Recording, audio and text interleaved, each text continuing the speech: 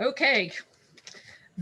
Oh, Tina, I thought you were going to, I just turned no, it I on was the recording. waiting on you to start the recording. I've started the recording to the cloud. Okay. Welcome to tonight's virtual Civil War presentation brought to you by CivilWarTalk.com. Thank you for joining us. Tonight's guest is Christopher E. Loperfido, discussing his book, Death, Disease, and Life at War, the Civil War Letters of Surgeon James D. Benton, 111th and 98th New York Infantry Regiments, 1862 to 1865, which was published by Savas Beatty in 2018.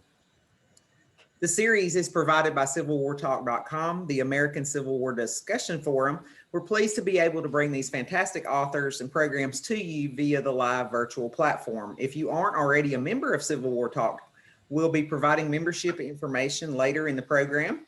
And I hope everyone who's attending tonight will become a member of Civil War Talk today. Our guest tonight, Christopher Loperfido, is a native of Weedsport, New York, and graduated from Oswego State University with a bachelor's degree in history and political science. Chris has worked for the National Park Service at the Gettysburg National Military Park in the summers of 2007 and 2008 as a park intern and National Park Service ranger. He currently works for the Department of Justice and lives with his wife, son, and daughter in Michigan. Union Surgeon James Dana Benton witnessed firsthand the suffering and death brought about by the ghastly wounds, infections, and diseases that wreaked havoc to both the Union and Confederate armies. A native of New York, Dr. Benton penned a series of letters throughout the war to his family relating his experiences with the 111th New York Infantry as an assistant surgeon and later with the 98th New York as surgeon. His unique correspondence, together with insights from author Chris Loperfido, coalesce to produce Death, Disease, and Life at War, the Civil War Letters of Surgeon James D. Benton, the 111th and 98th New York Infantry Regiments, 1862 to 1865. Please join me in welcoming Christopher Loperfido. Good evening, everyone. Thank you first off, Laura and Tina, for the introduction. I really appreciate you guys having me this evening. Thank you all for attending this presentation tonight. Tonight we're going to be talking again, kind of Civil War medicine. We're going to talk about my book real quick. So without further ado, I guess let's get started. Basically, the goal of this presentation is a broad overview. I didn't want to get too far in the weeds. There's a lot of information to cover. So essentially what I kind of wanted to do was spotlight a little bit about what James would have done as an assistant surgeon, basically from the beginning of the war up until the end, and go through sort of the medical advancements and kind of how things operated at the beginning of the war, and then how they improved over the last 4 years of the war to 1865 and to the legacy of Civil War that we have today. So I like to start out kind of with this quote by Walt Whitman. Basically, it provides a nice little overview of what he saw in Washington, D.C. at a general hospital. A lot of people don't know Walt Whitman. I know he's famous for his poems and his writings, but Walt Whitman actually spent a lot of time in a general hospital in and around Washington, D.C. His brother George was actually wounded at the Battle of Fredericksburg.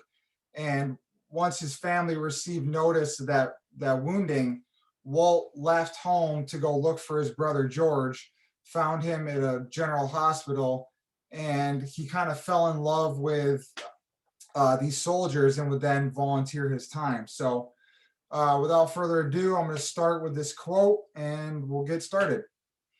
Walt stated, "Outdoors at the foot of a tree within 10 yards of the front of the house, I noticed a heap of amputated feet, legs, arms, hands, etc., a full load for a one-horse cart. Several dead bodies lie near, each covered with its brown woolen blanket. In the dooryard towards the river are fresh graves, mostly of officers, their names on pieces of barrel staves or broken boards, stuck in the dirt. The large mansion is quite crowded upstairs and down.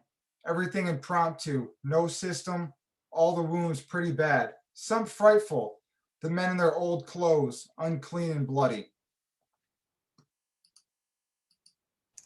Hey, Chris, did you want to go ahead and share your screen? I think you had Dr. Benton on Dr. Sorry. Benton on the screen. That's okay. How do I go back? Sorry, this is my first time with Zoom. I apologize. It's okay. You're doing great. Just go to the screen share button at the bottom, the green button. I'm not seeing anything. It's all full screen now. Let's try. Is it still there? No, we're not seeing it. There it is. There it comes. Oh, okay. Is that better? Yep, that looks great. Okay. All right. So again, this presentation is based on my book, Death, Disease, and Life at War. Savis Beatty actually informed me today that they're doing a reprint. So for any of you that are interested, copies are going to be available soon. So you can go to Amazon, barnesandnoble.com, savisbeatty.com, and pick that up. And they should be shipping it out ASAP is what they told me. So essentially, the goal of this book, when I wrote it, I started it back in 2009. I had finished my 2008, excuse me. I finished my second year at Gettysburg. I kind of stumbled upon these letters on accident. For any of you that are from upstate New York and happen to know about Weedsport, it's a very small town located in upstate New York, about 30 miles to the west of Syracuse.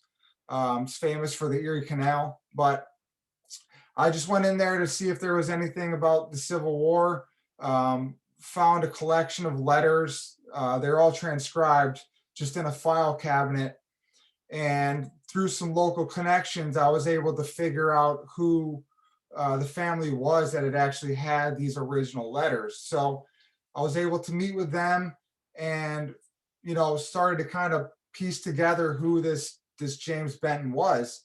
And he had written 42 letters home during his time in the war. And I actually happened to have one of the last original letters that the family had, and they were kind enough to sell me the letter. So I'm going to share that with you guys now. It's the one that's going to be right here on the screen, but I don't know if you guys can see this, but James had very nice penmanship, which made reading the letters and transcribing them very easy for the family. But just to kind of talk about who James was real quick, he was born July 22nd, 1837 in Ira, New York. Again, it's going to be about 30 miles to the west of Syracuse. Extremely small town. I'm talking, 100 people, if that, back in that time. So even today, it's basically just a blip on the map. But James had attended the Albany Medical College. He graduated in 1857. After he graduated from the Albany Medical College, he returned home to Ira, married his wife, Margaret. They had a daughter, Jessie, and he set up a small little practice. Once the war broke out, James actually entered the war because he felt he could make more money as a surgeon in the Army than he could as a private practice physician in Ira, New York. So he's going to muster in with the 111th New York on August 20th, 1862 in Auburn, New York, which is the home of William Seward. A lot of people don't know that, but from there, they're going to leave, and their first assignment's going to be at Harper's Ferry, which is where the first correspondence in the book starts off. James is off to Harper's Ferry. Throughout the book, James wrote 42 letters. Hopefully somebody that's watching today knows someone who had purchased the original letters. I'm still holding out hope that somebody can track those down for me. I know they were sold at the Horse Soldier in Gettysburg, PA. So if anybody happens to know, I'd appreciate it. But James was present at Harper's Ferry. He spent time at Camp Douglas in Chicago. He was paroled there after the surrender at Harper's Ferry. He was at Gettysburg, Cold Harbor. He writes extensively about his experience at the Siege of Petersburg. And he was present at Abraham Lincoln's second inaugural address, which he talks about in one of his letters. And over here on the screen, you can see an old snippet from a local newspaper describing that letter that James wrote during his time watching Abraham Lincoln. So that's pretty interesting to read. There's one quote in there that he mentions regarding the weather, how it was a pretty bad day. It was raining and kind of overcast. And as soon as Lincoln took the stage, the sun shines and he can see the sun. And he said that's a great omen, which, I mean, obviously, as we know now, wasn't such a great omen, but I found that to be pretty interesting. So James is definitely an interesting guy. But what I want to start in now is kind of talk about basically the war, prior to the war, kind of what the medical status was like in America at the time before the war. Once these guys like James, for example, had an interest in being a physician, the training that they received was basically non-existent. So a lot of the old school doctors prior to, I guess, kind of the era of James would basically have no schooling whatsoever. They would serve as an apprentice and they would learn their craft that way. So by the time James in 1857 was in college, there was about 42 medical schools in the United States. So what they would do is they would train for a period of 2 years. It was broken up into 2 periods of 9 months, consisting basically of the first 9 months, and then that second 9 months would just be a repeat of the first 9 months lectures. So essentially, you can kind of boil it down to 9 months worth of training. Then after you graduate from school, you would find an apprenticeship, and then if you were lucky enough, you would start your own practice. So again, during these college classes that they would take, essentially, there was really no clinical experience. There was no hands-on, no lab instruction. They weren't dissecting cadavers. They weren't kind of getting their hands dirty on real, actual human beings. As I say on the slide, in many states, actual dissection was legally prohibited. And to give you an idea of just kind of how poor these colleges were, Harvard, which, you know, is such a prestigious university, they didn't even own a stethoscope until after the Civil War in 1868, which is 30 years after it was invented. And in 1869, they got their first microscope. During their schoolings, they would study specimens such as organs and bones. So, I mean, they did have, you know, that to kind of look at, but again, no dissection, no actual hands-on with cadavers. Basically, the only kind of sections they had would be gross anatomy, which is just learning about your basics, body structure, physiology, pathology, and pharmacology, and that was essentially it. Again, at this point, the US, the medical knowledge was lagging far behind the knowledge that they had in Europe. You know, Paris, Vienna, Berlin, these were all world-class cities at the time, high in arts, high in architecture, high in the medical field. Europe was budding compared to kind of our things over here in the United States. They had 4-year medical schools, which were very common. They had widespread training. They were able to do dissections, get more hands-on. They had a better understanding of medical field in general, as kind of far as germs and things like that. And they had a better understanding of how diseases and germs were spread. So by the time the early 1860s roll around, here in the US, our doctors still did not understand germs, how they were carried, how they were spread. They still had this belief that, these illnesses were a result of poisonous air, which I thought was kind of funny. They didn't follow any antiseptic procedures. They reused the same instruments, didn't wash their hands. They had no idea about soaps, things like that. When cleaning wounds, reuse the same knives, things like that. Antibiotics, again, still were not discovered at this point. And another interesting thing is they had to treat things until something was visible for them. So, for example, if a patient was having chills, they would bloodlet, meaning just release a lot of blood until the patient, the shaking stopped, so they could finally see a result.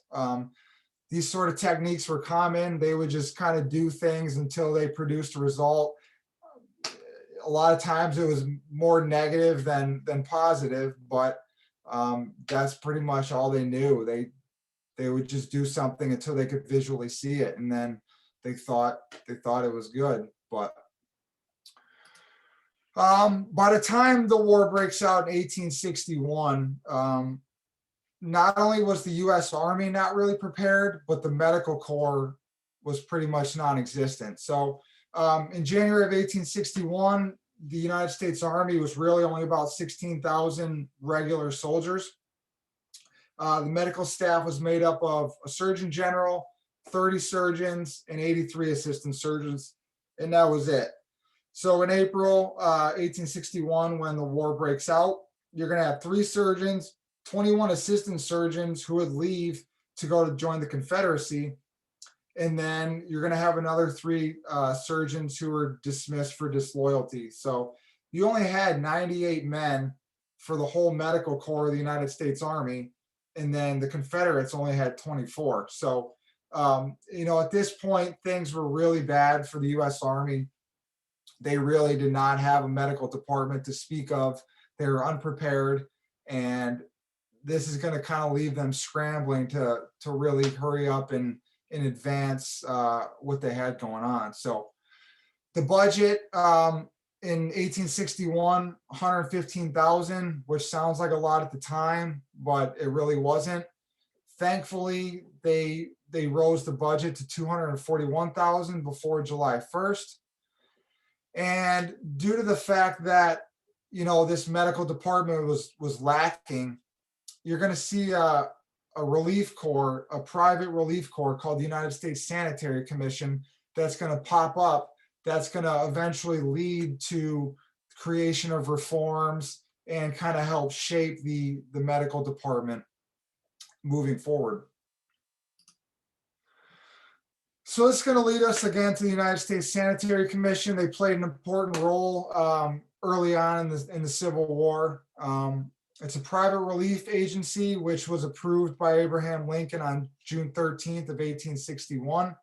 And the goal of the United States Sanitary Commission was to essentially promote clean and healthy conditions in the Union camps, as well as lend support to the sick and wounded soldiers. Their goal was to basically not so much take over the government's role, but to essentially assist them and provide what the government couldn't at this point. It was modeled on the British Sanitary Commission, which was set up during the Crimean War between 1853 and 1856. That was sort of the model that they had envisioned. It had a little bit of success during the war, so they thought they could kind of tweak that a little bit and then implement new procedures and help advance the United States. Again, you're going to see a big push. They're going to put a lot of pressure on Congress to pass some reforms, as well as get the medical bureau, advanced, I guess, and get more supplies and things like that. One of their main things that the Sanitary Commission did is they staffed field hospitals, they raised money, provided supplies, and helped to educate the military and the government on matters of health and camp sanitation. They recognized that cleanliness and camp sanitation was a big issue, which was causing disease, which was causing men to drop out of the Army, which is causing all these other problems. So they recognized if you could help clean up these camps, it would make for a better Army, and therefore hopefully a more successful Army. A lot of people don't know, but a lot of women began to volunteer for the United States Sanitary Commission. They spent time as nurses. They lended their service to the field hospitals, to the camps. They organized medical services, as well as helping to raise money and manage the organization. The Sanitary Commission provided food, lodging, and care for the soldiers once they returned home from service. After the war, they worked with the veterans in helping them obtain pay, benefits, and as well as their pension. So this right here, this photo depicts some wounded soldiers outside of Fredericksburg. It's another nice quote that I found that kind of encompasses the work of the Sanitary Commission. It says, "A group of wounded soldiers at Fredericksburg in the tender care of Sanitary Commission nurses. The ministrations of these noble women and the medical supplies and other beneficiaries of their splendid organization robbed the long war of many horrors. The nurses of the Sanitary Commission cared for the sick and wounded, supplied the needy with clothes, and stood ready at all times to come to the relief of the Army with tents, food, medical supplies, and above all, competent nurses. The kind faces of these self-sacrificing women were enshrined in many a soldier's heart after the war. There are men living today whose brightest memory of the bitter 4 years in the pitying face and gentle hands of a nurse of the Sanitary Commission." So again, these nurses, the Sanitary Commission, they earned a lot of respect from these soldiers, as well as members of the Army in terms of generals and other medical hierarchy, just for their work and what they were able to accomplish throughout the beginning of the war. So starting with 1861, these first wave of doctors and surgeons that you're going to see coming in, there's going to be a lot of issues with this first initial wave. The first 75,000 soldiers that enlisted in the Army furnished their own surgeons, and basically there was complete disregard to any federal regulations that were on the books. In May of 1861, another 40 regiments were raised. Each regiment was required to have one assistant surgeon who would be commissioned by the governor of the state after an examination. What they're going to find is obviously a need for more surgeons. So this requirement was soon changed to have one surgeon as well as one assistant surgeon. You're going to see that the colonels had a great deal of influence early on in the war. They're the ones who are frequently going to make these appointments on who they wanted in terms of a surgeon or assistant surgeon. And they were then entrusted with going and getting a confirmation from a medical board. But there's going to be a lot of variance during these first initial waves with surgeons and assistant surgeons. Some governors would issue commissions without examinations, basically believing that just because you went to a medical college, it didn't mean you should get the position. It didn't mean you were a good surgeon. There was no measure of actual practical ability. Some colonels who were protective of their own men and their own appointees would ignore the state surgeon general or the governor, or completely refuse to receive a properly appointed man. So there's going to be a lot of politics that are coming into play early on with these initial appointments, as well as variance in state to state standards. So once these guys would finally get appointed, once they were blessed and made it through the initial appointment, it was based on kind of your expertise as to what rank you're going to get. So if you're a surgeon, you would probably get the rank of major. If you came in as an assistant surgeon, you would get the rank of captain or first lieutenant. And in addition to a surgeon and an assistant surgeon, each regiment would have a hospital steward. And these hospital stewards would be an enlisted man. They would be equal in rank to a sergeant. And they would not actually report to the surgeon. They would report to the regimental commander. So what we're going to see still early on is a big variance in terms of the screening of these doctors. Again, the states varied. There was no real set structure as to kind of how these appointees were selected. There's going to be a great deal of competence with guys with a lot of experience per se at the time versus guys who managed to get in with literally no medical or clinical experience whatsoever. So in Indiana, for example, there's going to be a large number of incompetent men. The governor of Indiana suggested a medical staff appointee whose sole qualification was a term of service in the field as a hospital steward. And then he went and read some materials in a doctor's office, and the governor felt that was good enough to earn the appointment of a surgeon. So in Wisconsin, colonels would examine a medical staff volunteer, and a medical degree was not required at that time for them. But then you have states such as Ohio, Vermont, and Massachusetts, which had an actual vigorous examination by qualified medical personnel. So these initial wave is going to really kind of set the tone for how things go moving forward. So these inferior doctors are partly responsible for the incompetent physical examination of volunteers. During the beginning of the war, a lot of these men would come in with pre-existing conditions, so to speak, that were not really picked up by these examining surgeons and assistant surgeons, which should have been detected. In 58% of the cases, the examination had been a mere pretense. Essentially, they didn't really get looked at all. These chronic cases of these soldiers that are coming in with these pre-existing ailments, they're clogging the hospitals that were essential for battlefield casualties. Epileptic and hernia cases were two of the most common cases that these surgeons are seeing with these men that are coming in the hospital with. Early in 1861, in October, November, December, of the 3,900 men discharged for disability, 2,800 of them had essentially had the disease or defect that they were discharged for prior to joining the Army. So this next slide here, this is a typical examination form that the doctor would be given for each soldier that they would have to examine.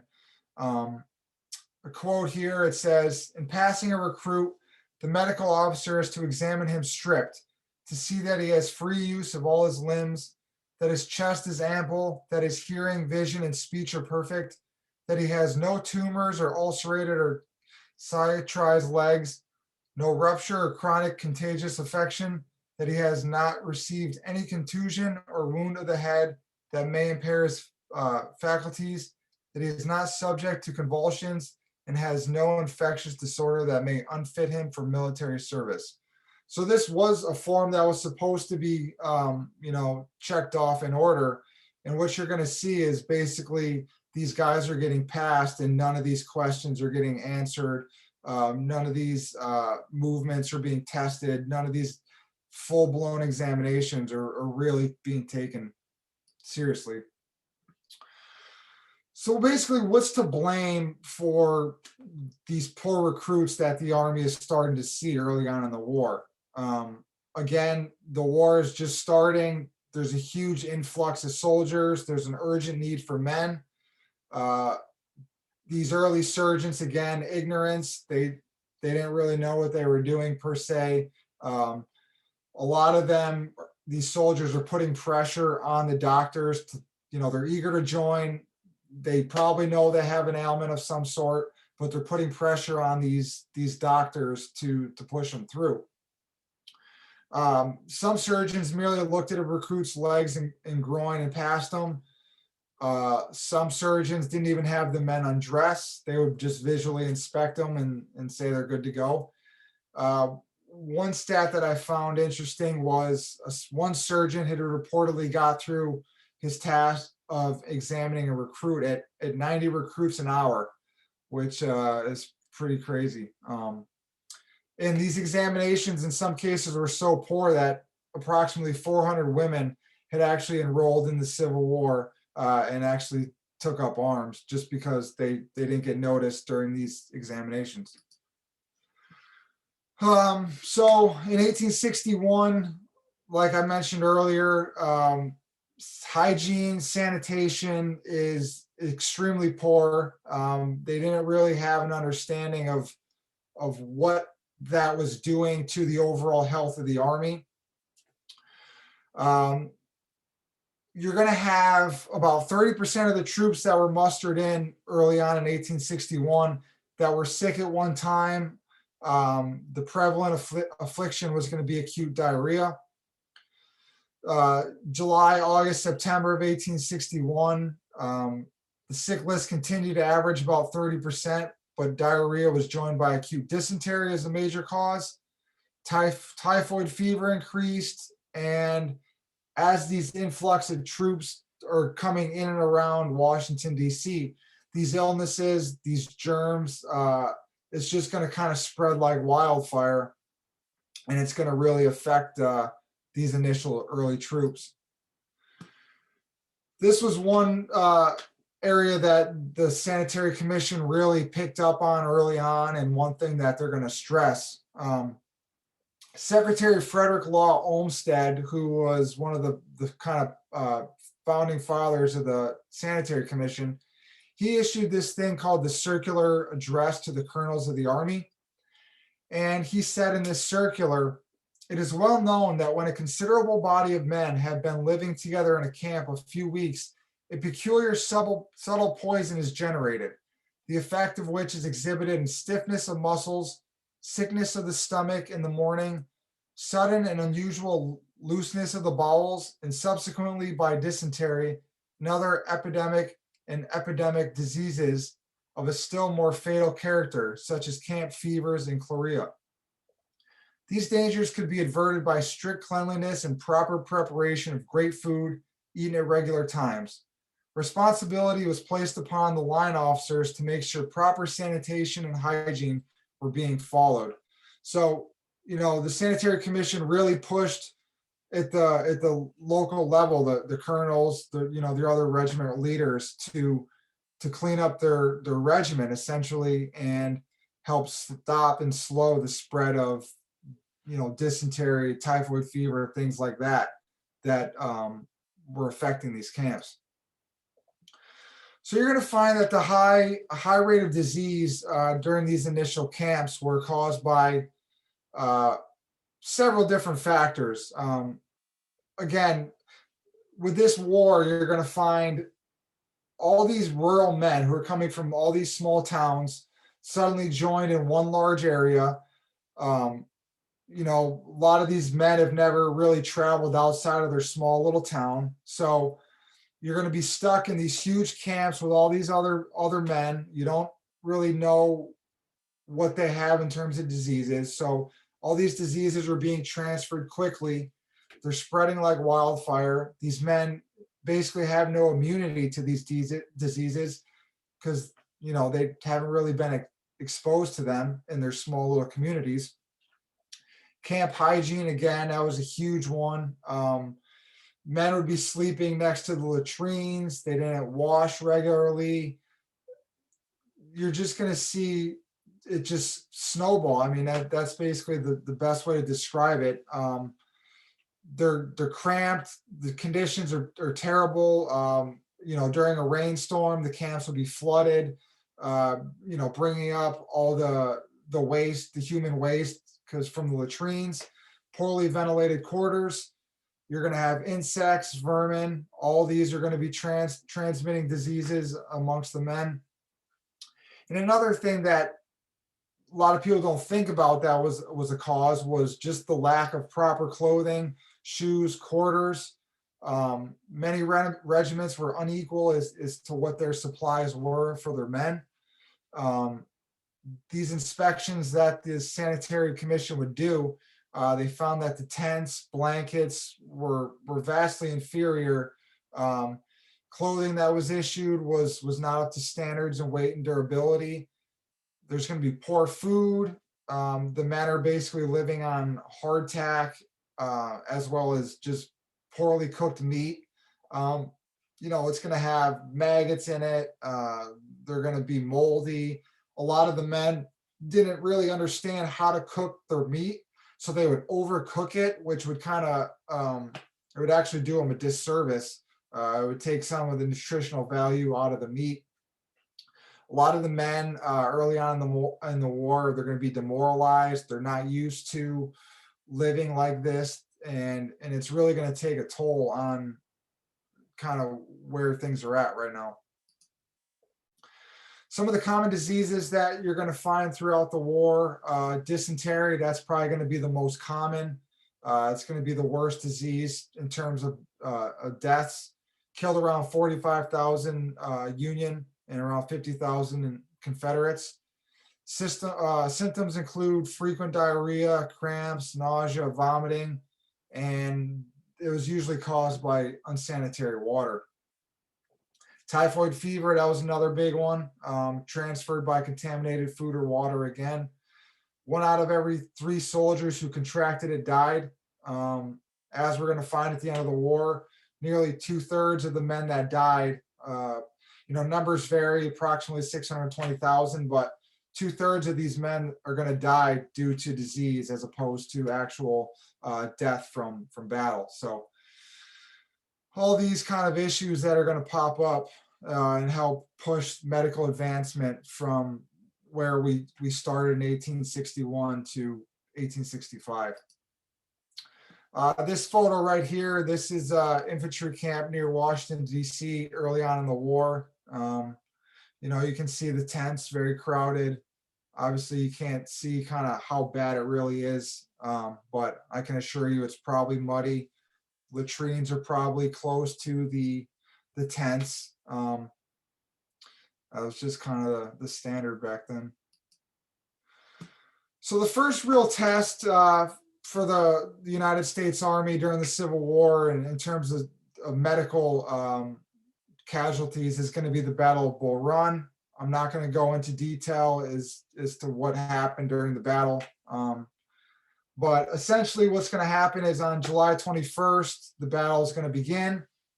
The men are going to suffer from just the lack of poor diet. Many of the men had no breakfast, exhausted from a hurried march in the hot sun. Some had eaten supper the night before. If they were lucky, they're running on little or no sleep. And the Union's going to engage approximately 32,000 Confederates. So what's going to happen is you're going to have, after this battle, nearly 3,000 casualties for the Union and another 2,000 for the Confederates. So this is going to be the real first test as to how you're going to manage all these casualties. These are numbers that, the U.S. Army hasn't seen ever. So, this is going to be a big test. So what is the U.S. Army going to learn after this battle?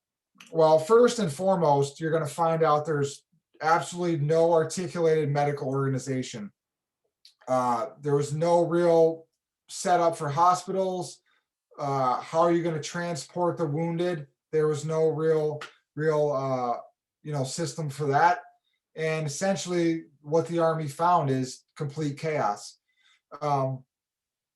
They had medical points, but it wasn't organized. It was extremely disorganized.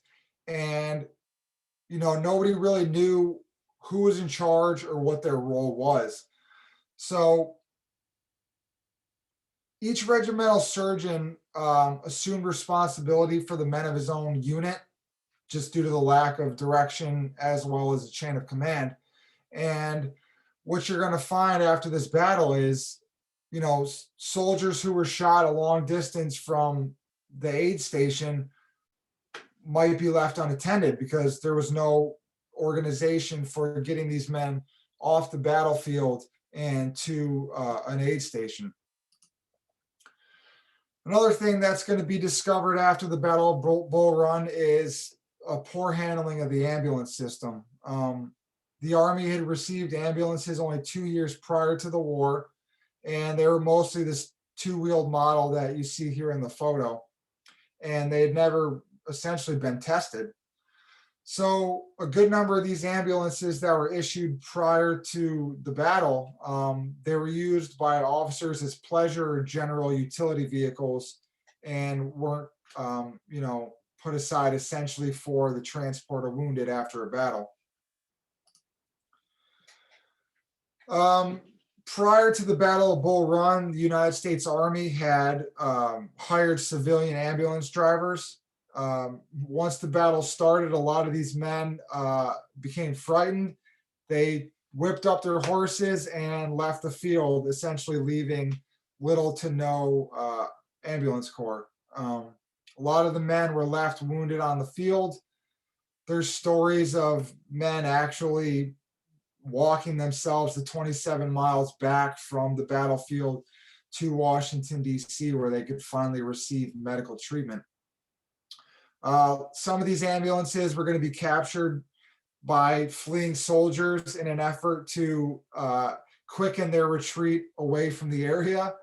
And the Sanitary Commission actually was unable to learn of a single wounded man who had reached Washington in an actual ambulance. So that's going to be a problem for the United States Army, and one that they're going to look to correct shortly thereafter.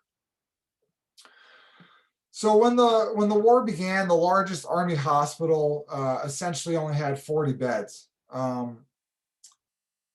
Prior to Bull Run, the medical department had actually began trying to get more beds and improvise a little bit more, but they're going to take over hotels, seminaries, private houses. But what they're going to find is a lot of these buildings that they took over prior to Bull Run, they're going to be filthy, and essentially they were deemed inadequate in toilet and ventilation facilities.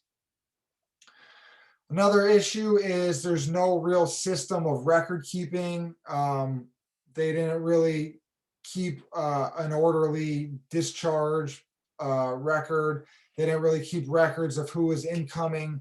It was just a complete disorganizational mess.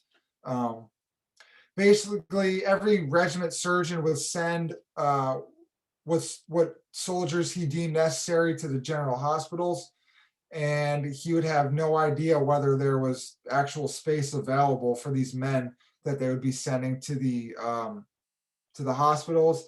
And then they didn't actually have a way of getting them back to their regiments once they were done in the general hospital. They didn't really have any idea of what happened to them after that point. Early on, these people who would be staffing these general hospitals, they were basically temporary detailees, just taken from the ranks. They knew little to nothing about their work and what they were actually doing, what their purpose was at these hospitals for these men.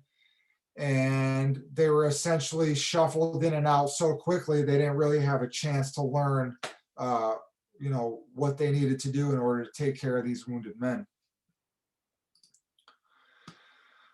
So now what? You have the Battle of Bull Run. The United States Army is beginning to identify some of these issues. The Sanitary Commission, again, same thing. So now what's going to happen? So the Surgeon General at the time, who was Clement Finley, he had an opportunity to ask Congress for additional facilities, additional supplies, but his lack of general understanding, he only had a slight grasp on what really needed to be done to improve the medical corps. He'd only requested 40 more medical officers for the entire Army, 50 young medical students to serve as wound dressers, and he asked for the right to employ some civilian nurses in the general hospitals, and that was it.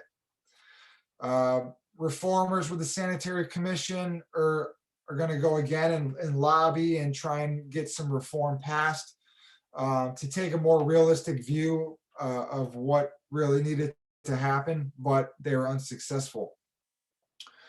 You're going to see a large campaign that's going to take place.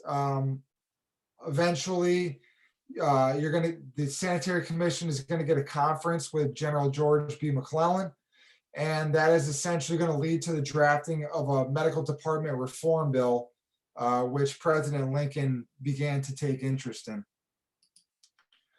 So this reform bill that the Sanitary Commission was essentially able to push through, it called for a new Surgeon General, Sanitary Inspector General, 8 medical inspectors, and all of these guys would be promoted based on merit, not just kind of the good old boy system, which they were previously operating under. And these guys would also be given a higher military rank and all be under 60 years of age. Congress passed this new reform bill, which was signed by President Lincoln on April 16th, 1862. And this is really going to get the ball rolling and begin to put the people in place who are going to be instrumental in taking the Union Army and the medical department from what we saw in 1861 to the essentially well-oiled machine that it's going to become in 1865. So after this reform bill is passed, the new Surgeon General is going to be William A. Hammond. And William A. Hammond was appointed Surgeon General on April 25th, 1862. What William Hammond is going to do is he's going to begin to replace certain medical directors with younger men who he believed, based on merit, who he believed would help out and not just, be encrusted with the habits, forms, and traditions of the regular Army service. William Hammond had the reputation of being an expert in hospital design, and he's going to increase the number of hospitals, and he ordered the complete records system that the Army is going to undertake. He wants an organized system of record keeping, which is going to be a big advancement. And he also founded the Army Medical Museum in Washington, D.C. And he is going to be the one who is responsible for promoting Jonathan Letterman and encouraging the creation of the ambulance corps that we're going to talk about here shortly. And Hammond also is responsible for raising the requirements for admission into the medical corps. So by 1862, after Hammond becomes Surgeon General, what you're going to see with these tougher medical board admissions is they're going to be given an examination with an oral interrogation, which lasted from 1 to 2 hours and tested on their history of, or their knowledge of history, geography, zoology, literature, philosophy, and languages.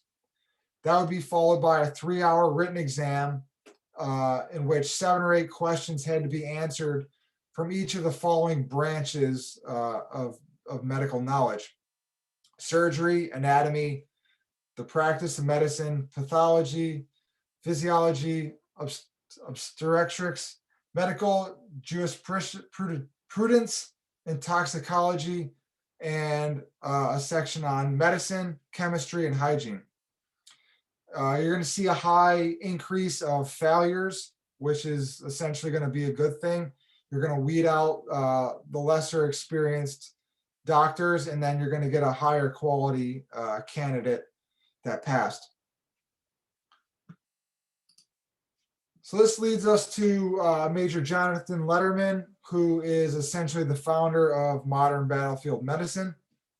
Letterman was born December 11th, 1824 in Canonsburg, Pennsylvania, to a well-known surgeon. Letterman graduated from the Jefferson Medical College, and he was given that same year in 1849 position of assistant surgeon in the Army Medical Department. He's going to serve on various campaigns out west. He's going to be in Florida, Minnesota, New Mexico territory. He's going to get experience, treating arrow wounds, and he begins to kind of develop this infatuation with medicine and how he can better serve the U.S. Army. Hammond is going to appoint Letterman to medical director of the Army of the Potomac in 1862. And basically, when he was appointed, Hammond told him, do whatever you need to do in order to help us improve the issues that are plaguing the Army in 1861 and 1862. So once Letterman was placed in command, he was given a widespread authority by General Hammond. He was told to hold the medical officers accountable for inadequate supplies. He's going to be given the ability to draw supplies at his sole discretion from large depots that they're going to have in the north. The authority to report deficient medical officers to the commanding general of the Army. He has the ability to hire physicians, nurses, anything else he feels necessary as required. He's able to go directly to Surgeon General Hammond and let him know of any deficiencies that he is noticing. And essentially, throughout the United States Army, no medical director has ever been given as much authority as Jonathan Letterman. So once Letterman gets into his position, he recognized that the most important thing to help the medical corps is to fix the overall health of the Army. Again, starting with the diet, then branching off to camp routine and sanitation, all issues which he recognized as major killers, for the soldiers. So what he wants to do is he's going to assign 2 men per company as cooks. He felt that if he could get, a staffed position of men whose sole responsibility is to cook soups, which he hoped would be nutritious, help prepare food, and kind of educate the men on their diet. He felt that would be beneficial and help kind of fix the soldiers' normal routine, and help get them into better health, which was leading to a lot of men dropping out due to sickness and illness. He advised that tents be relocated every week on a new ground with new fresh cut pine straw. He wanted the men to avoid sleeping directly on the ground. Troops would be limited to 2 45-minute drills per day in order to, help their stamina. He wanted the men to be allowed to sleep in a little bit, also have breakfast, take 1 15-minute bath per week in a nearby river. And refuse and waste was also a priority. Letterman understood that, having your tents and your soldiers next to the latrine was a bad idea. So he instituted policies where every time, somebody would use the latrine, they would cover it with some dirt. When the hole eventually got to within 2 feet of the surface, it would be covered and then relocated to another spot, in an effort to kind of help stem the spread of more diseases. And Letterman recognized that these early battlefield horrors, these mass casualties that, the Army had never seen before, the medical department had to reinvent itself if they were to cope with, these vast wounded and dying men that, the battles were producing. So this leads us to improvements that Jonathan Letterman is going to make in the medical corps. He started the very first ambulance corps with men whose sole responsibility were to be trained as stretcher bearers and to operate these ambulance wagons to pick up the wounded and bring them back to a field dressing station. And this is going to lead to the Letterman system, which is a 3-tiered system of battlefield stations, so to speak, in terms of wounded men. The first station you're going to have is the field dressing station. So this is going to be the closest station to the line. It would be staffed by the assistant surgeon as well as a hospital steward. This is where you're going to have basically the bleeding stemmed, and from there they would be sent to the field hospital. The field hospital is going to be approximately 1 mile to 1.5 miles outside of the battle line. This is where your surgery is pretty much going to take place, and then from there you're going to have the general hospital, which would be located in major cities such as Philadelphia, Baltimore, DC, and that's going to be where kind of the longer term care for these men are going to take place. So this system essentially is still in use today. This set the foundation for battlefield medicine essentially up until today. So Letterman recognized that when an army takes the field, no medical function is more important than the care and the evacuation of the wounded. He realized that the injured must be gathered, transported to a dressing station, given surgical attention, fed and cared for, and then evacuated to a general hospital. Basically, he knew that successful performance of these functions demanded intricate organization, vast stores of goods, and trained personnel. In 1861, all of these functions were wanting. 1862, you're going to see once Letterman gets in, it's going to start to reach a workable basis. They tinker with it in 1863. In 1864, and then by 1865, it's basically going to become models of their kind. And Letterman brought order and efficiency into the medical service. So this leads us to an impending battle. So I want to talk about kind of, basically this sort of slide is kind of going through like 1863 onwards.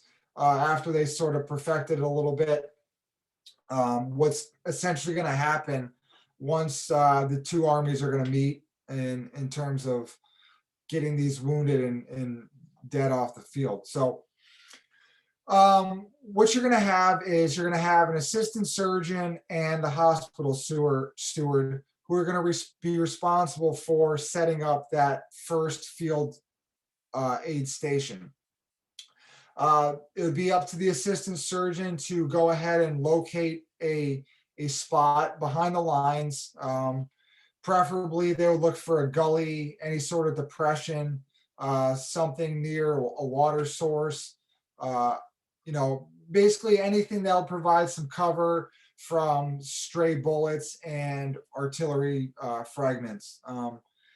As you guys know, these battles weren't static. So, a hospital or a field station could be essentially in a good spot 1 second, and then the next second they could have a lead flying at them. So it was definitely the most riskiest spot.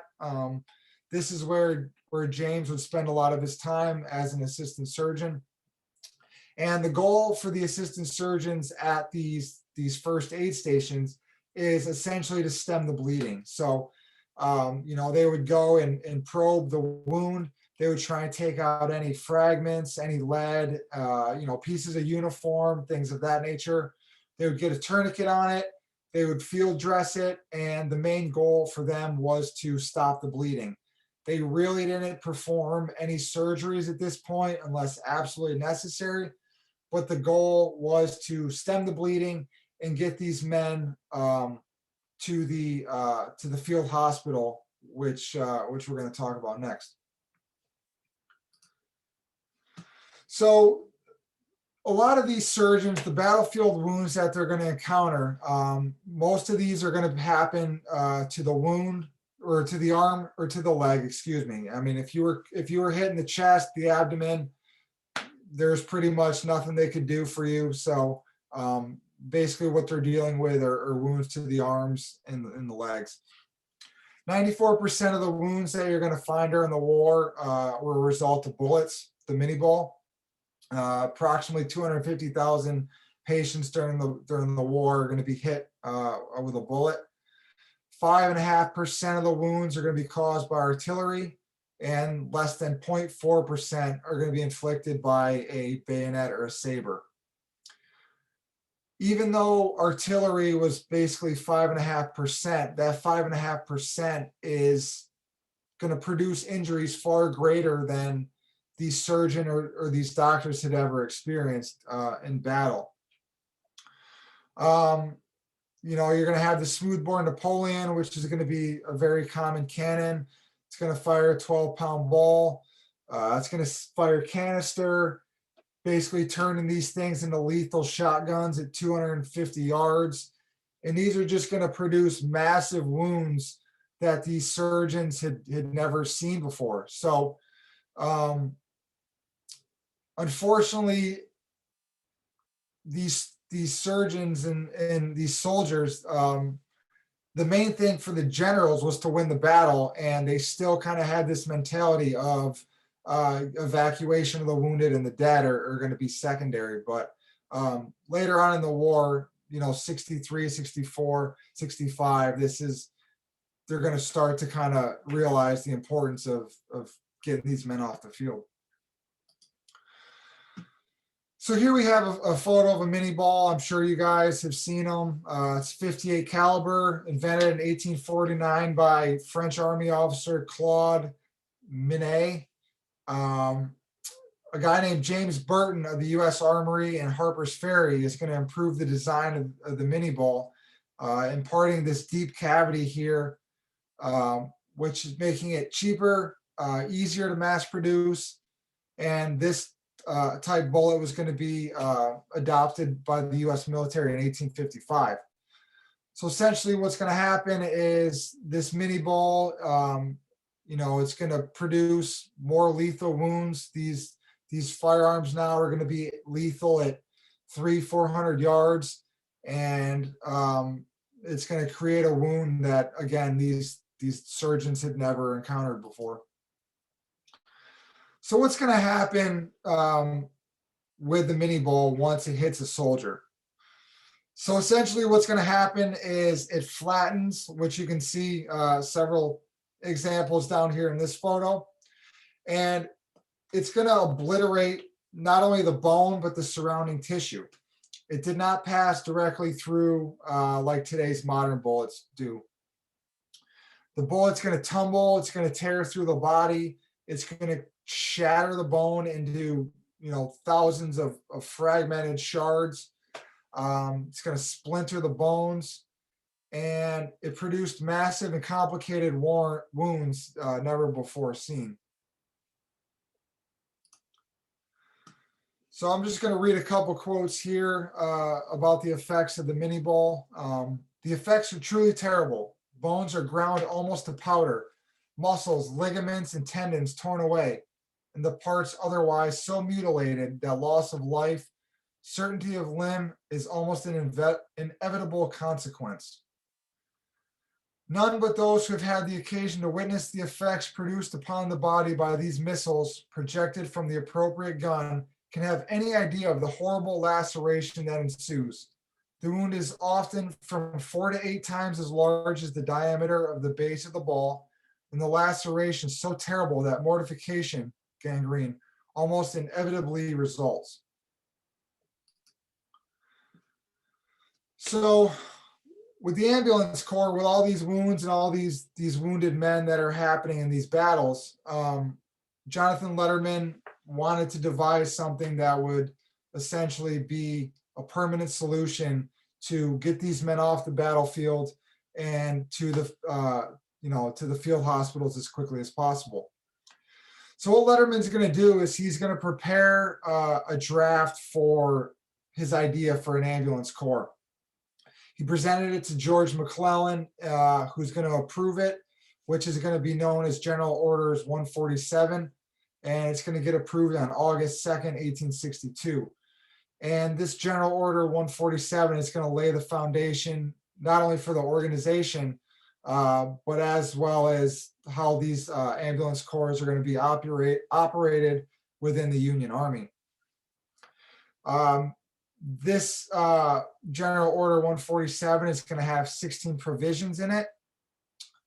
It's going to detail everything from the organization all the way through the management of supplies and drilling and organization of the men, things of that nature. What you had found before is with an ambulance corps, the men were part of the quartermaster corps. With this new general order and a specific ambulance corps, that's no longer a thing. So each ambulance was going to be staffed by 2 men as well as a driver. These men would be fully trained. All they did was train. Here's an example of a drill that these men would do. This is at a headquarters at the Army of the Potomac in 1864. So these guys are going to get very proficient. They understood their job. This is all that they did. So they became very good at it over time. Each of these crew members, each ambulance crew would be trained in the proper way to load and unload patients from an ambulance, as well as how to go about getting them off the field and then bringing them to the ambulance. Each officer in the ambulance corps is going to have a certain number of 2-horse as well as 4-horse ambulances and transport cars that he would be responsible for. So these men would be responsible for their equipment. They would regularly inspect their equipment. They would know what they had, and if they were deficient in it, they would, make reports on that and get the necessary supplies that they're going to need. Ambulances would be attached to specific units, and their use was prohibited by non-medical officers. These ambulances would be parked together when in camp, as well as kept under constant supervision, so nobody else outside of the medical corps could take them. Non-ambulance corps soldiers were forbidden from evacuating the wounded men. Letterman believed disciplined men from the same unit were more motivated to evacuate their fallen comrades, as well as return to battle, more so than undisciplined and untrained men, who didn't really have a certain attachment to those regiments and those men. So the ambulance corps is going to function as its own entity. It was no longer dependent on the quartermaster corps for anything. So anything that these guys would need, they would get it specifically for or through the ambulance corps, excuse me. All right, so here we have the field hospital.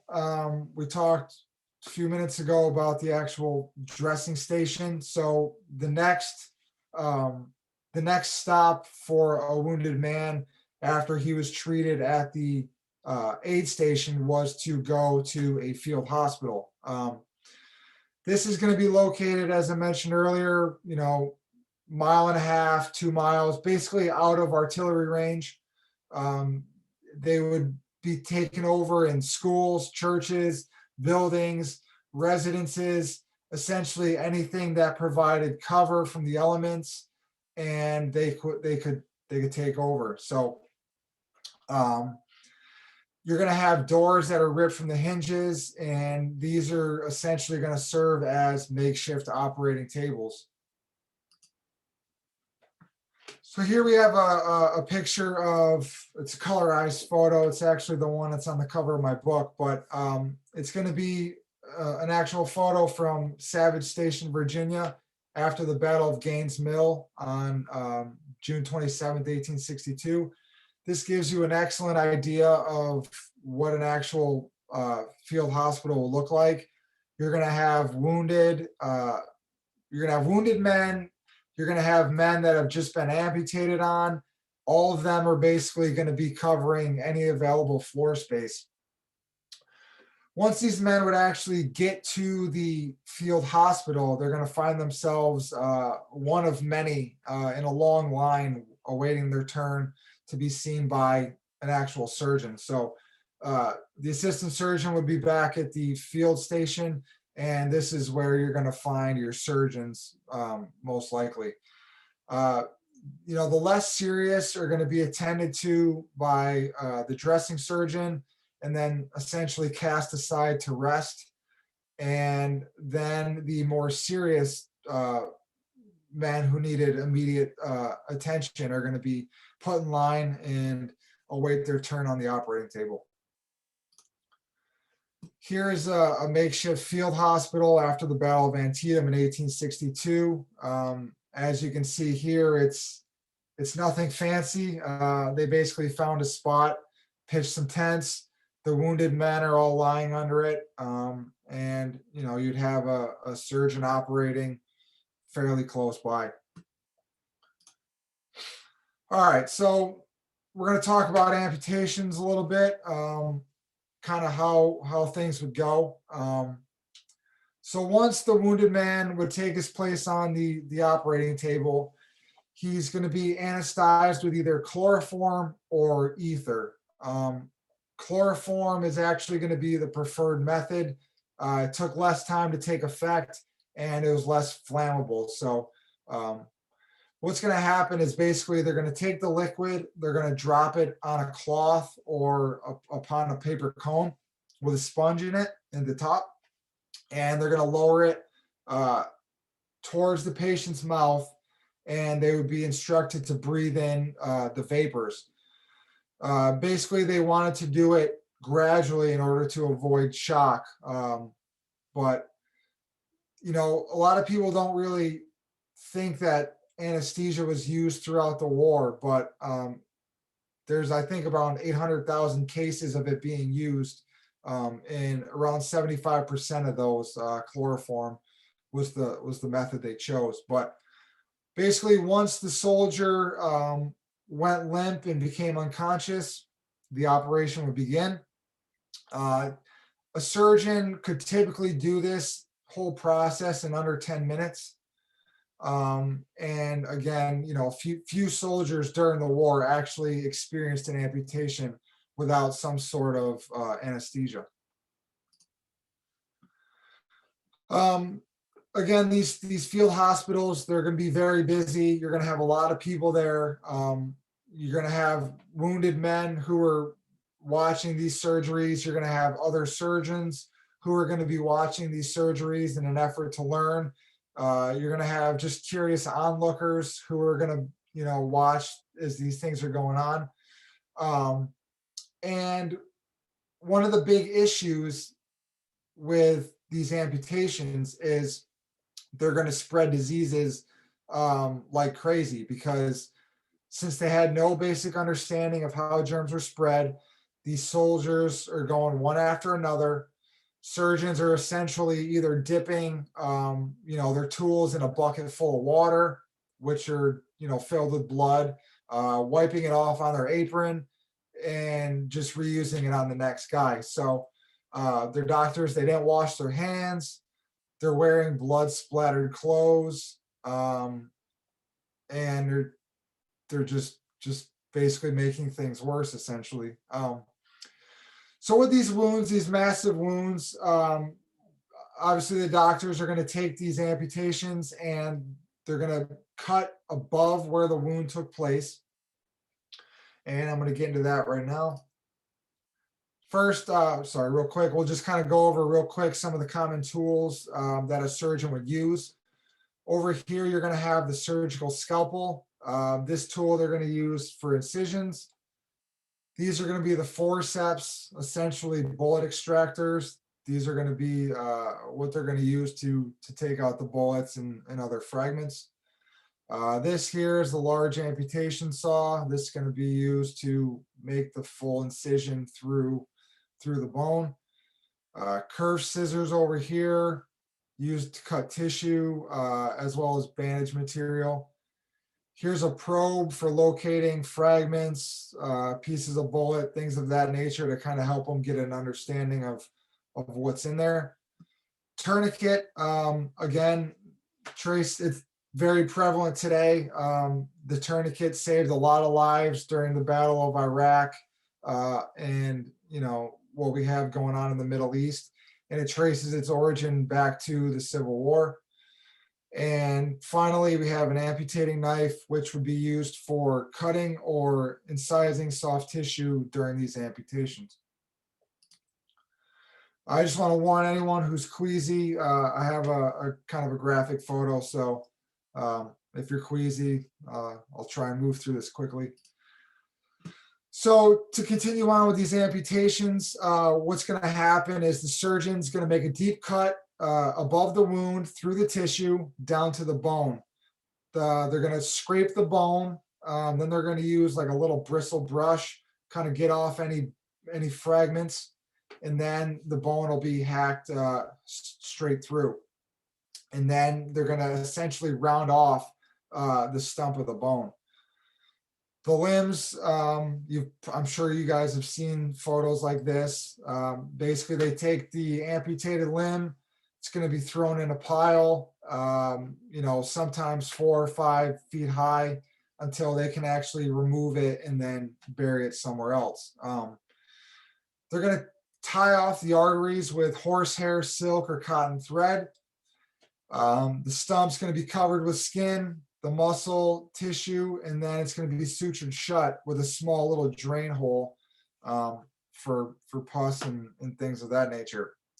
Again, these surgeons, they crank these out typically less than 10 minutes from the time the anesthesia was applied to the time that they're beginning to wake up. So there's essentially 2 methods that these surgeons would use. The circular method, which would be the most common.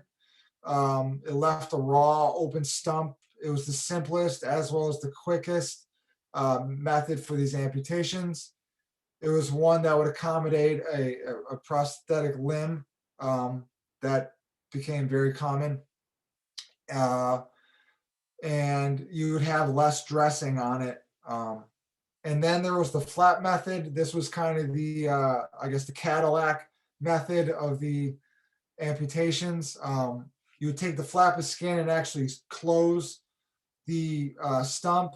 It took longer to perform, which would essentially neglect other men.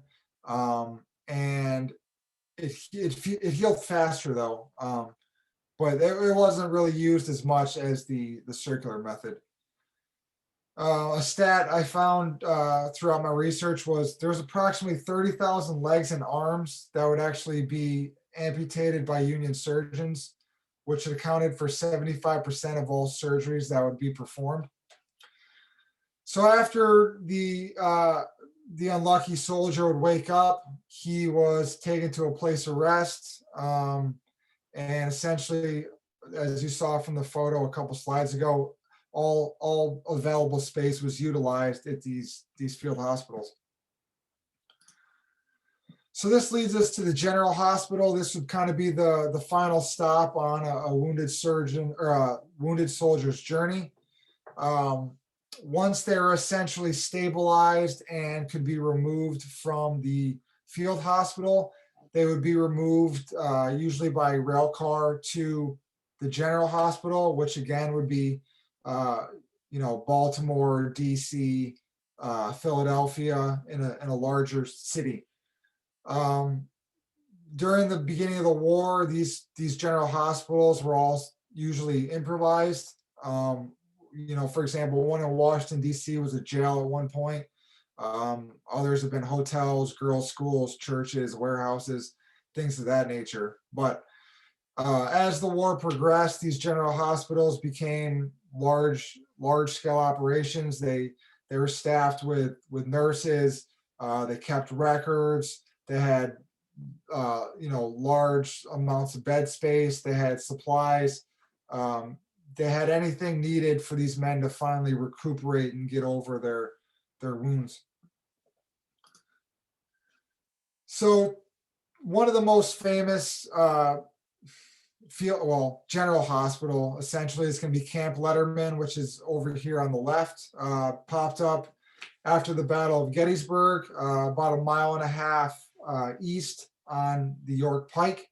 It was named in honor of Jonathan Letterman, and it was actually the first general hospital that would pop up near a battlefield that wasn't in a major metropolitan area. It was erected on the site of the George Wolfe Farm, and it would actually house approximately 5,000 wounded soldiers, both Union as well as some Confederates. The goal of Camp Letterman was essentially to take the men who were not able to be evacuated from a field hospital to a general hospital, say in DC, but to get them well enough to be transported by rail car to one of those major general hospitals. What you're going to find after the Battle of Gettysburg is essentially everything in town turned into a field hospital.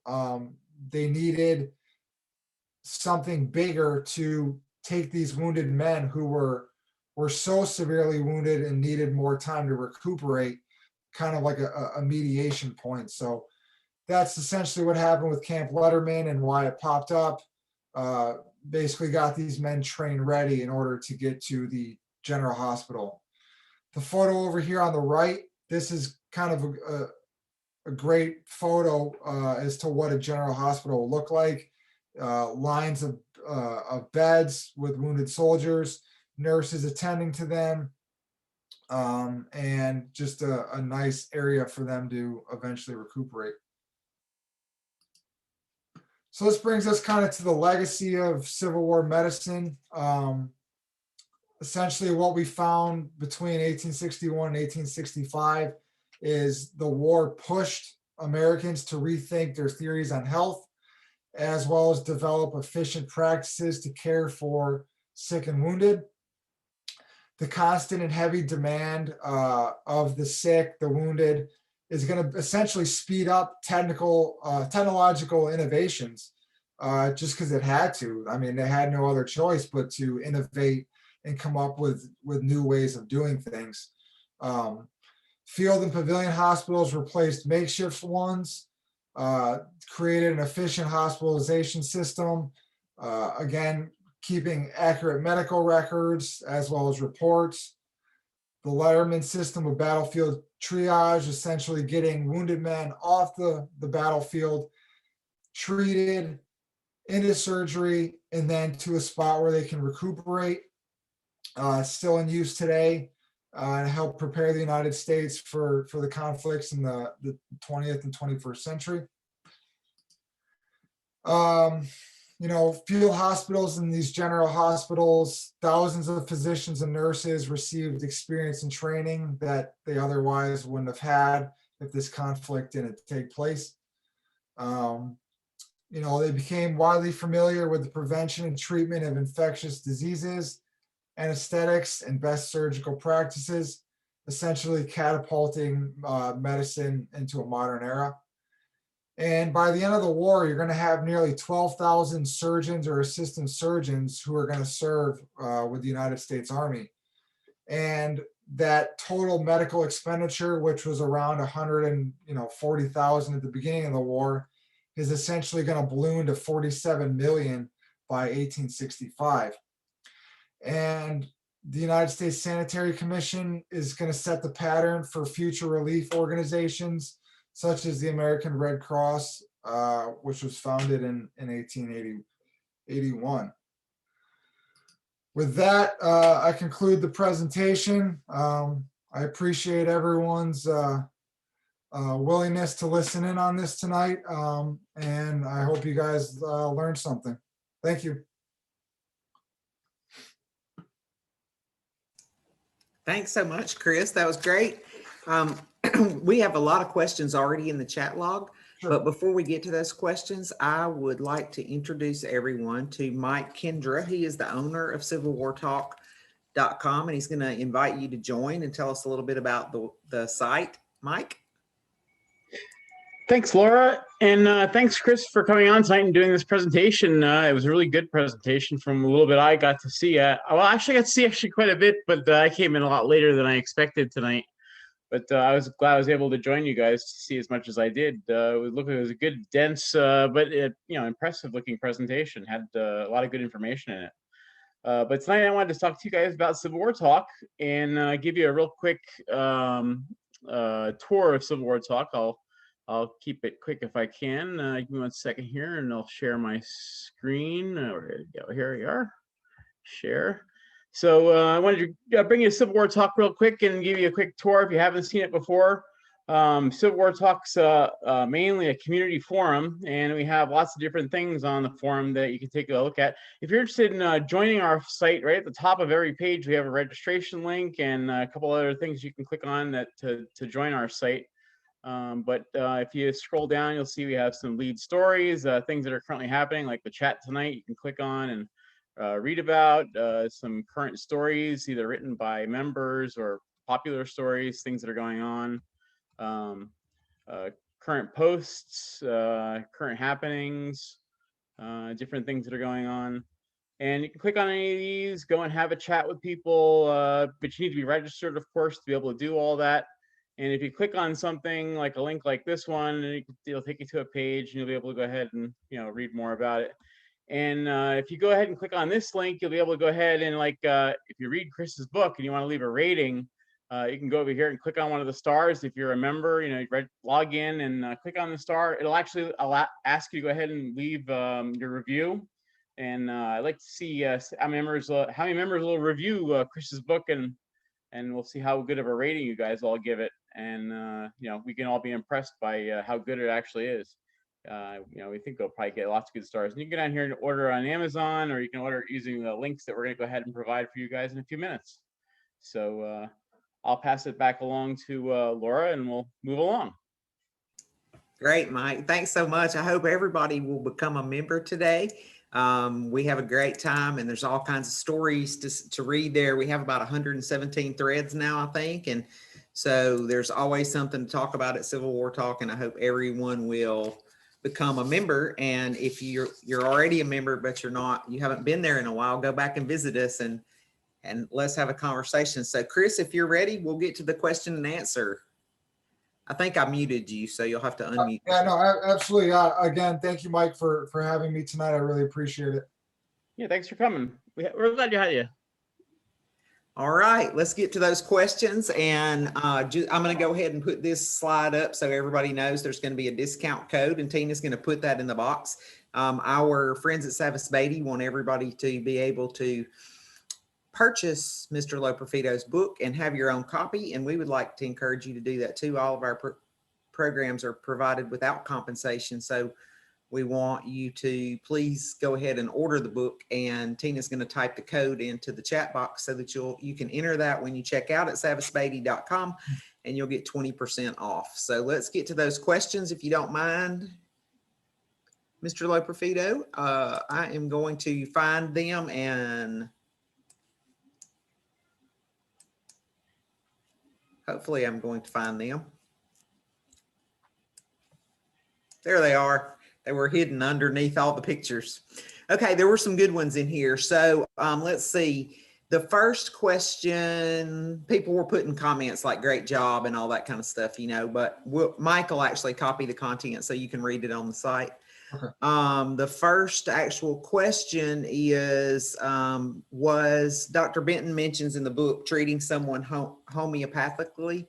Was homeopathy considered a valid treatment during the Civil War and with other Civil War physicians? I believe so. Yeah. I mean, basically they kind of just relied on what they knew at the time. So You know, if they tried something homeopathically and it seemed to work, that's kind of what they went with. Okay, great. You mentioned about like Harvard not having a microscope or something for so many years. And Gary would like to know I guess, two questions. Were they behind those in Europe, and why were they behind those in Europe? That's a good question. You know, obviously they didn't have the you know, the resources that kind of we have now with the internet, things like that. So, you know, it took a lot longer for things to travel back and forth. So, you know, things in Europe generally kind of stayed in Europe. Things in the United States stayed in the United States. There wasn't a great deal of, I guess, sharing of knowledge between, you know, the two countries and whatnot. So, based on kind of what I understand, if you were fortunate enough to go to Europe, you know, if you had the money, if you were well off and you were able to actually go and attend schooling over in Europe, you know, you would try and bring back what you could. But again, everything is very rural and things just took a lot longer to, you know, become accepted or learned over in the United States as opposed to in Europe. So it's just kind of just behind the times, I guess, as far as I can understand. Okay. Tina asked, was it easier for women to work in the Sanitary Commission versus dealing with Dorothea Dix and the U.S. Army? Is that why so many women chose the Sanitary Commission? That's a good question. I honestly don't know the answer to that. Unfortunately, I can't answer that question. That's a good one, though. I could try and find out for you. We know that Dorothea was a little bit difficult to deal with, so maybe Tina's onto something there. Let's see. Paul would like to know, is there any evidence of the surgeons having mental problems, such as committing suicide, due to their perceived inability to serve as well as they had hoped? You know, in my research, I never really came across anybody talking about suicide. I know that it affected the men. I mean, you know, there's accounts of surgeons talking about how it, you know, just how horrific it was, but I never came across of anything actually specifically talking about suicide or anything of that nature. So it's not to say it didn't happen. I mean, I'm sure, you know, somewhere it might have, but yeah. It definitely was a difficult job. Alan would like to know, how were the hospitals identified in the field? Did they have flags or other identification signs? Yep. Actually, that's a good question. Later on in the war, they would have an H. I actually wrote this down. So it would be a yellow flag with a green H on it, and that's how they would identify it. Okay, sorry, I was trying to scroll and get to the question. So they had a flag. So Remy would like to know, do you have any specific information about Dr. Benton's abilities as a physician, and did he spend any time at Letterman after the Battle of Gettysburg? So unfortunately, that's kind of one of the gaps in the letters. He wrote briefly. There's a letter from Gettysburg. He mentions in there basically he's so busy that he doesn't have time to write. I'm hoping again that there's another set of letters out there. I know most of the letters I have were written to his parents, but the family told me that they believe that there's a set of letters written to his wife. So hopefully out there's a set of letters floating around, you know, maybe addressing Gettysburg a little bit more than the little blip that he wrote. So unfortunately, I don't know. He was basically at the Catherine Gwynn farm. That's more than likely where his regiment hospital would have been. I don't believe he was at Camp Letterman, no. Okay, there's quite a few more questions in the log, but we're going to have this one be the last one, and Mike will just copy the chat log content onto Civil War Talk. If you wouldn't mind answering some of the questions there. This is a great question and a comment here. So Steve said he's seen in the photo that you showed, the colorized photo at Savage's Station. Yep. He said he's seen and researched the photo. His great-grandfather was wounded during the battle on June 29th. He made it first to the field station and perhaps to the main field hospital, which is in the photo you shared at the railroad. The chaos surrounding the withdrawal of troops had McClellan wound up leaving many wounded behind, and his great-grandfather's artillery battery captain strapped wounded to the caissons and took them with them, eventually to the White Oak Swamp and on to Harrison's Landing. Isn't that a neat story? That is very cool. Yeah, that's nice to have that, family connection to something like that, iconic like that. Yeah, those kind of stories, those kind of family stories are great, aren't they? Yeah, very much so. So there's like I said, there's quite a few more questions in here. So I'm going to ask Mike, since he's here, if he'll download the chat log and put them in the thread on Civil War Talk. And if you don't mind logging in there and go there and answer those for folks, I'm sure they would appreciate it. Don't forget, you can order the book from Savas Beatty and save 20%. Death, Disease, and Life at War. The Civil War Letters of Surgeon James D. Benton, 111th. And yeah, he's holding it up. 111th and 98th New York Infantry Regiments from 1962 to 1965. And we thank Savas Beatty for providing the discount and appreciate that very much. And let me show you who is coming up. Be sure to join us on December 16th when our guest will be Bradley M. Gottfried on his book, The Maps of the Cavalry in the Gettysburg Campaign, an atlas of mounted operations from Brandy Station through Falling Waters, June 9th through July 14th, 1863. We're looking forward to having Bradley, and this is his, I'm not sure, he has several atlas type books, and this of course is one of the most popular, the cavalry action at Gettysburg, and we're looking forward to having him on December 16th. For the next few months, we are pretty much booked up through the middle of February. We have, of course, next week, I told you Bradley Gottfried will be here on December 30th. We're going to take a little break between December 16th and December 30th, but John Corstein will be back with us on December 30th to talk about the sinking of the USS Monitor. And on January 13th, our friend Lance Hertigan will be here to talk more about the Iron Brigade, and we're looking forward to having him back. On January 20th, we will have Matt Atkinson from the Gettysburg National Military Park, and I believe his topic is going to be General Lee at Gettysburg. And on January 27th, we're going to have our friend Michael Hardy back to talk about North Carolina at Gettysburg. His last program was on the Branch Lane Brigade, and this time he'll be talking about North Carolina troops specifically at Gettysburg. On February 3rd, we have Darren Whipperman with First for the Union, Life and Death in the Civil War Army Corps from Antietam to Gettysburg. And so his book is about, is it the First Corps or the Third Corps, Mike? Do you know? Good question. I don't remember. I don't remember either. It's either the first. Does anybody know? It's either the first. It can't be the Third Corps because it's got to be the First Corps. Yeah. I don't think it's the Third February 10th, just confirmed today. I'm excited about this one. Derek Maxfield has written one of the emerging Civil War books, the small ones that cover a small information or campaign or battle. And this one is on Elmira, the Civil War prison camp, and the name of it is Helmira. And Derek Maxfield, the author of that book, will be here with us on February 10th at 8:30. So we're looking forward to having him. This will be our first Emerging Civil War series book. So we're looking forward to having him. And don't forget, our next program will be Wednesday, December 16th at 8:30, and will feature Bradley M. Gottfried on his book, The Maps of the Cavalry in the Gettysburg Campaign, an Atlas of the Mounted Operations from Brandy Station through Falling Waters, June 9th.